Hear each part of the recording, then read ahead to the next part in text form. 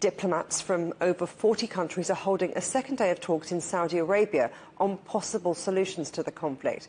China is attending the meeting in Jeddah, along with India, Brazil and the United States, although Russia was not invited. Ukraine's foreign minister called China's involvement a considerable breakthrough.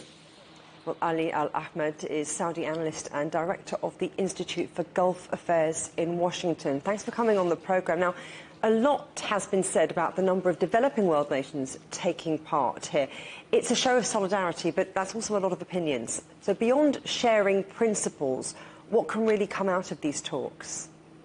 These talks are not going to be different than the talks organized in Copenhagen earlier this year in terms of the real results. One point is that Andrei Yermak, who actually is the engineer of this meeting, he was in Copenhagen and now he's in Jeddah. The American administration is trying to gather support for Ukraine among developing nations and what they call the global south, and that's the idea. But really, there are not going to be any real result out of this. The Saudis are, benefiting from this because they are playing on major issues worldwide. And Yermak just yesterday posted, that the world is united with us, with Saudi and Ukrainian flags and the entire globe. And that's the idea, is to gather support for Ukraine politically. But you mentioned Saudi Arabia there being the host. I mean, what's the significance of Saudi Arabia's role in hosting this event? I mean, the Saudis want to get credit for playing a role on international stage. It doesn't mean that they are going to make a breakthrough or achieve a breakthrough. They tried it with Sudan. It did not do anything. But it gives Saudi Arabia a positive stage. The invitation and participation of China also is a positive for the Saudi administration.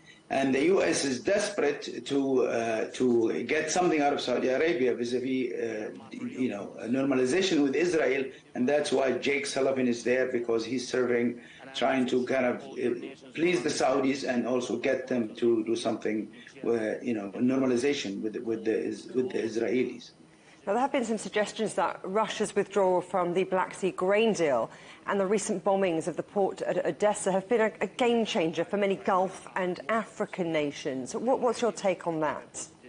I do not believe that's the case, because these countries will be affected by the grain deal, and indeed, but at the same time, Russia is still sending grains and supplying grains to these countries, most of them at least. So I think it's just another way, like the Americans have said and the Ukrainians said, that they are trying to get those countries who are have not taken a serious position vis-a-vis the conflict between Russia and Ukraine. This is proxy conflict, really, with Russia.